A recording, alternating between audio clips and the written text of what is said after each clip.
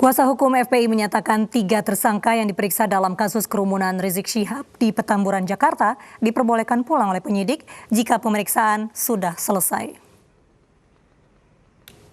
Sudah lebih dari 15 jam, penyidik Polda Metro Jaya memeriksa 3 tersangka kasus pelanggaran protokol kesehatan yang terjadi di Petamburan, Jakarta. Ada kemungkinan ketiganya tidak ditahan seperti Rizik Syihab karena pasal yang disangkakan adalah pasal 93 Undang-Undang Nomor 6 Tahun 2018 tentang kekarantinaan kesehatan yang ancamannya di bawah 1 tahun penjara dan denda maksimal 100 juta rupiah.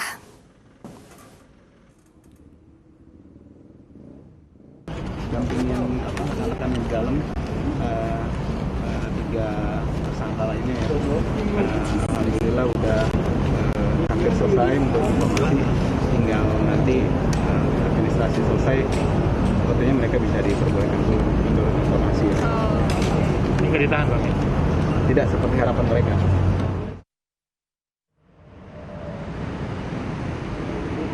Sebelumnya 3 dari 5 tersangka kerumunan massa di Petamburan, Jakarta 14 November lalu menyerahkan diri ke Polda Metro Jaya setelah Rizik Syihab ditahan.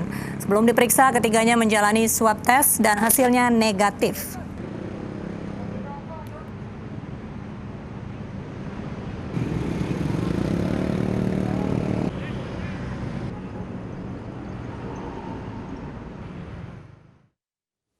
Dan pemirsa, untuk mengetahui informasi terkini, sudah ada Luis Ayu yang berada di Polda Metro Jaya. Ya, selamat malam Luis. Informasi terbaru apa yang didapat terkait pemeriksaan 3 tersangka kasus kerumunan Petamburan? Ya Mirva dan juga pemirsa, pemeriksaan kepada ketiga tersangka oleh penyidik sudah lebih dari 19 jam dilakukan per minggu dini hari tadi per pukul 1, di mana mereka bertiga menyerahkan diri datang ke Polda Metro Jaya pukul 1 tadi. Sampai dengan malam hari ini kami masih menunggu ketiga tersangka tersebut yang kemungkinan memang diperbolehkan pulang usai menjalani pemeriksaan terkait pasal yang disangkakan, yaitu tentang pelanggaran kekarantinaan kesehatan. Mengingat dari pasal yang disangkakan itu, memang kemungkinan ketiga orang tersangka ini tidak ditahan karena ancaman hukuman 1 tahun penjara.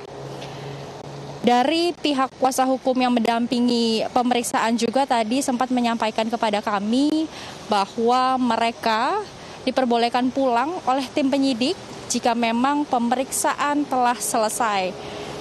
Sebelumnya, pemirsa, ketiga tersangka ini malah meminta kepada tim kepolisian bahwa mereka lebih baik ditahan daripada diperbolehkan pulang begitu, lantaran pertanggungjawaban mereka selaku panitia pelaksana acara sementara MRS atau Muhammad Rizik Syihab ini yang menurut mereka adalah merupakan tamu undangan malah ditahan.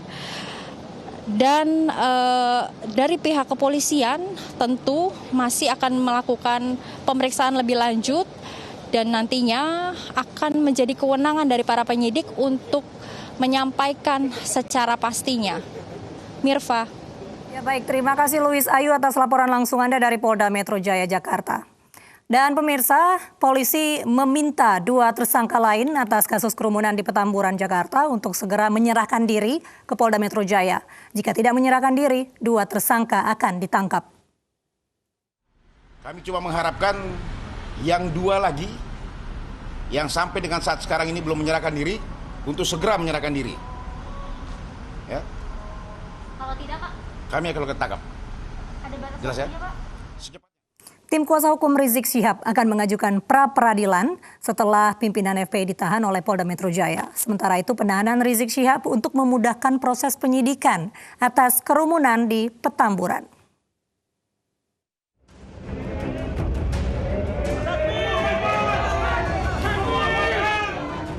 Pimpinan Front Pembela Islam Rizik Syihab ditahan selama 20 hari ke depan oleh Polda Metro Jaya. Merespon penahanan pimpinannya, pihak FPI akan mengajukan pra-peradilan.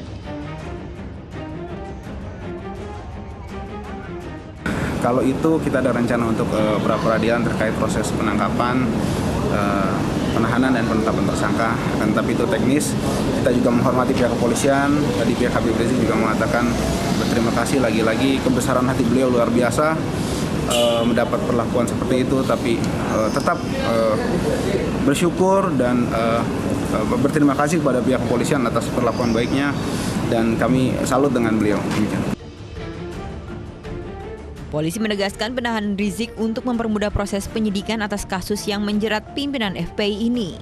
Rizik dijerat dengan pasal 160 dan 216 KUHP tentang penghasutan dan melawan petugas dengan ancaman hukuman maksimal 6 tahun penjara.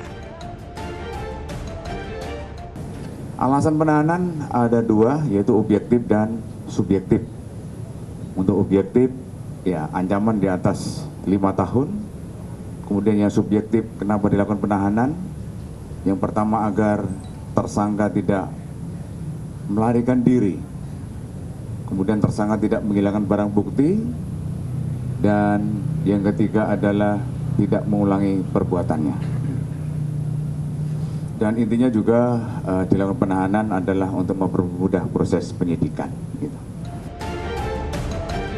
Sebelumnya Rizik tidak memenuhi panggilan Polda Metro Jaya sebanyak 2 kali dengan alasan sakit dan dalam masa penyembuhan.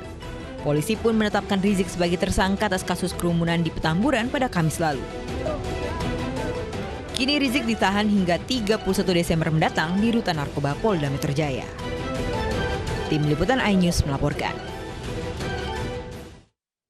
4 anggota Ormas Front Pembela Islam Pasuruan Jawa Timur diringkus jajaran Ditreskrim Suspolda Jawa Timur karena mengancam Menko Polhukam Mahfud MD di media sosial. Para tersangka dijerat Undang-Undang ITE dan terancam 6 tahun penjara.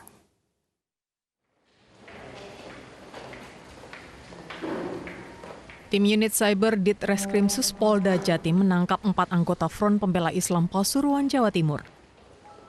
Mereka diduga terlibat penyebaran video berisi ancaman pembunuhan terhadap Menko Polhukam Mahfud MD karena dinilai telah kurang ajar terhadap Rizik Syihab. Video tersebut tak hanya beredar di kanal YouTube, tapi juga disebar lewat media WhatsApp.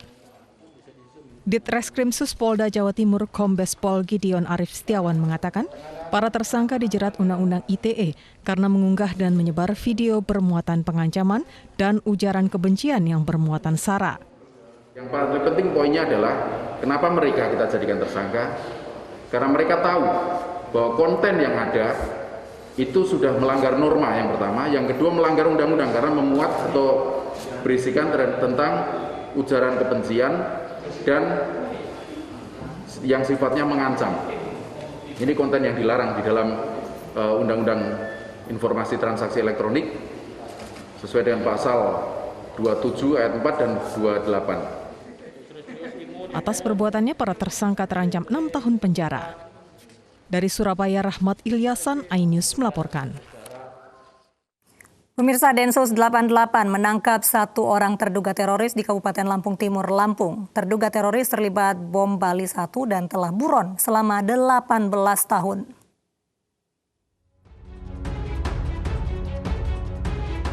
Terduga teroris ditangkap di Lampung Timur bernama Zulkarnain asal Sragen, Jawa Tengah. Dari tangan terduga pelaku tidak diamankan barang bukti apapun.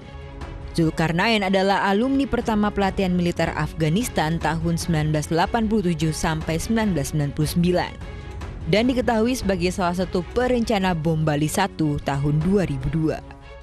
Pasca bom Bali 1, Zulkarnain dalam pelarian selama 18 tahun dan hidup berpindah-pindah. Yang berkaitan fenomena adanya kotak amal itu adalah tentunya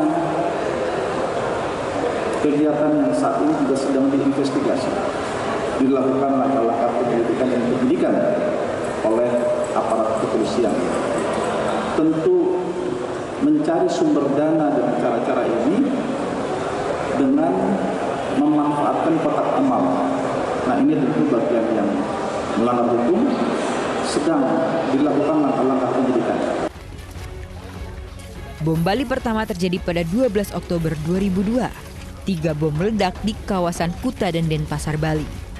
Bom Bali 1 menewaskan 202 orang dan 209 lainnya terluka.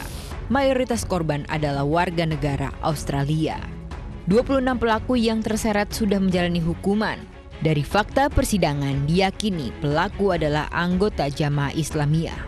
Tim Liputan iNews melaporkan. Pemirsa, menanggapi peristiwa kematian 4 warga Sigi dan 6 anggota FPI beberapa waktu lalu, Presiden Joko Widodo menegaskan hukum ditegakkan untuk melindungi masyarakat. Presiden juga mengingatkan aparat hukum harus sesuai prosedur dalam bertindak. Untuk itu tidak boleh ada warga dari masyarakat yang semena-mena melanggar hukum, yang merugikan masyarakat, apalagi membahayakan bangsa dan negara. Dan aparat hukum tidak boleh mundur sedikit pun. Tapi aparat penegak hukum juga wajib mengikuti aturan hukum dalam menjalankan tugasnya, melindungi hak asasi manusia dan menggunakan kewenangannya secara wajar dan terukur.